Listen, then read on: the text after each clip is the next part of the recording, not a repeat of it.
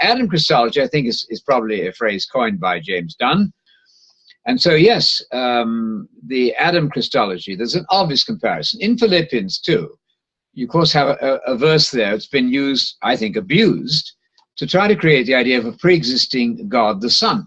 Now, if people had read Luke and Matthew and dug their heels in there, put their stakes deep into concrete there, none of this would be a problem. But what people do is launch into Paul. Well, Paul, you know, as Peter himself said, our beloved brother Paul, some of his writings are difficult, which the unlearned and the unstable twist, as they do the rest of the scriptures, to their own destruction. Well, obviously this passage is open to twisting. If you are trying to force the idea of God the Son pre-existing and start with that preconception, then you're going to find it. No need for that, because the topic, the subject under consideration here is the man Messiah Jesus. He says, let this mind have this attitude in yourselves, which was also in Messiah Jesus. Well, in 1 Timothy 2:5, that's the man Messiah Jesus. We don't know about a pre-existing man. There's a perfectly good Greek word for pre-exist, proiparchin, never ever used of Jesus. How easy it would have been to use it.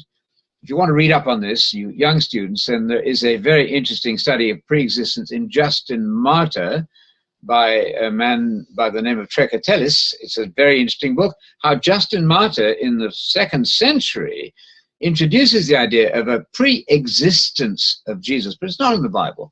So that went wrong, and you can read up on that. But here Paul's not saying, imagine this, I want you to think now, he says to his congregation, about being God forever for eternity in the past, or being an angel for eternity in the past. Now, one day you have a very humble thought. You think, my goodness, I'm going to enter the womb from the outside and become a man. Is that really the sort of practical lesson that Paul imagines? I don't think so. How much more natural it is to think of, look at the life of Messiah Jesus. How did he behave? Copy him. That's what Paul has in mind. Paul doesn't think about a pre-existing person, because once you are pre-human, you're not human, and that's dangerous. You must be human. How can you relate to a pre-human angel? It's too difficult. It's too complex. You don't need that. Have this attitude or mind in yourself, which was also in the man Messiah Jesus, 1 Timothy 2:5, who, being, not although even in my inner spirit, who, being as he was, in the form of God, the morphe of God. Well, morphe is something that you can see. Now, morphe is also almost equivalent to the image of God. You can do a study on that if you'll compare it. The icon. And Adam was indeed the image of God. He was the God's vice-regent. He's put on the earth to do what God wanted him to do, to supervise the earth on God's part, on God's authority. Now, he failed.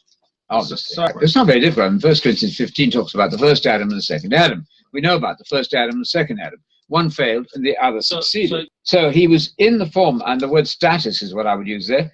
There's a nice text in Tobit. I don't have it offhand. In the extra biblical writings, you'll find this word morphe used of status, S-T-A-T-U-S, having the status of God, and he did. Now, you could take this text in two different ways. It's not going to matter. You're going to come to the same thing, roughly. But I'll choose to go with this one. I think Jesus had the status of God.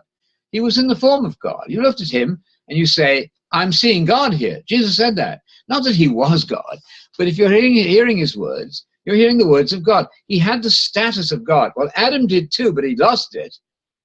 Jesus had that status, but he didn't lose it. I've been with you so long and you don't get the point. Come on now. I am the Father in the sense that I'm speaking for the Father, the super agent, his son. The son is always supposed to obey a father in Hebrew thinking. He's supposed to learn the trade of the father, go out and reflect the father, and be the super agent in this case. This is what Jesus is, the super agent of the Father. And so he didn't consider his being like God. Equality with God is a little strong there. Ta'isa, like God. And he is like God. They accused him of that. The Jews said, you know, you sound as though you're making yourself equal with God. Then he quickly said, no, of course, that's ridiculous. And he explained who he was. But you see, people think, those hostile Jews got it right. You realize the hostile Jews got it wrong. The accusations that they make of Jesus are by definition wrong. Jesus kept saying, your father is the devil. You don't even understand who I am. He quickly described himself as the Son of God. And here he's certainly like God. Adam was like God. Jesus is to a much higher degree, perfectly like God. And then he didn't consider this asset, his enormous influence and authority, something to be used for his own advantage, is the way I would take that. You could say it's something that he'd never grasped to have. I think it's better to say that he had it, but didn't use it for his own advantage. What did he do? He washed the dishes. Isn't that wonderful? He has this enormous authority. He's doing these extraordinary miracles. He's walking on the water. He's giving sight to the blind. He's speaking like no man ever spoke. This means he's the super agent of God, uniquely begotten in the womb of his mother and reflecting God in a way that no other human ever did. Morphe is a flexible word. It has various colors to it. But what fits so well here is the parallel with, what did Jesus empty himself and become? A man? No, a servant. He's already a man, but he washes the dishes. He washes their feet. That is brilliant. Now, that's Isaiah 53:12, where it says that he poured himself out, the suffering servant here. Obviously, marvelous messianic material in the 4 suffering servant songs. The one in 53:12 of Isaiah says that he poured himself out. And later in the same book, you'll find Paul is pouring himself out too. He's exhausting himself on behalf of the truth and the preaching of the gospel. So he pours himself out, empties himself, and then appears in the likeness of men. Now, why is he in the likeness of men? Well, he's sinless. He's not just a regular man. All men are sinners. But he's very much like men, with the exception that he's sinless. And so when you look at him, you see a man like all other men. They had to go and kiss him to identify him. On the other hand, he has the status of God. He doesn't use it for his own advantage. And then that's down, down, down, right? He goes from this enormous status to the status of a servant, just like a man, even to the point of being obedient. So the servant is the measure of his obedience. He's a uniquely obedient man, I get it, to the point of death. And the most awful death, right? The crucifying death that he went through. Now, in verse 9, then, the tune changes tone entirely. For that reason, that's why, as a result of all this, God super exalted him. And there you're thinking of Psalm 110:1, the one exalted to the right hand, who is Adonai, my Lord, not God, my Lord, little l, second Lord there. That's the position to which he's been exalted. And God has placed on him his own name and authority. If you look at that text quoted in the Old Testament, but note, most important, in verse 11, every tongue will confess that Jesus, Messiah, is Lord. The Messiah, Lord, there you're going to show your friends, I hope, Luke 2:11, the Messiah, Lord, was born, not the Lord God. The Messiah, Lord, was born. Even earlier than that, Luke 1:43, I need to repeat these till you're all singing these verses around the world. Luke 1:43, the mother of my Lord, Elizabeth says. That's Psalm 101. Not the mother of God, you know, of a religion that changed that to the mother of God. No, God doesn't get born. God cannot die. This is the mother of my Lord Messiah, Psalm 110:1. Luke 1:43, Luke 2:11, the Messiah, Lord. And in Luke 2:26, you've got Yahweh's Messiah.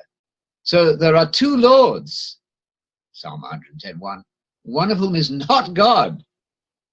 That's very easy. The whole Bible is about God and man, the one God and the one man Messiah. It's not about God and God, much less about God and God and God. This is rather easy. The Bible is the story, the dramatic, epic drama of what God can do with a submitted, in this case, Jesus, sinless man. Therefore, God super elevated him. This is quite something to be at the right hand of the Father. Jesus is now about 2,000 years old, isn't he? That's a long time to live. He's seen a lot of stuff, hasn't he? He's had to watch humankind from the position of being at the right hand of the Father. It doesn't make him God, although his eyes are now running to and fro, or the angels perhaps are doing it for him. It doesn't matter. He's searching the hearts and minds. He's doing Yahweh stuff. Doesn't mean he is Yahweh.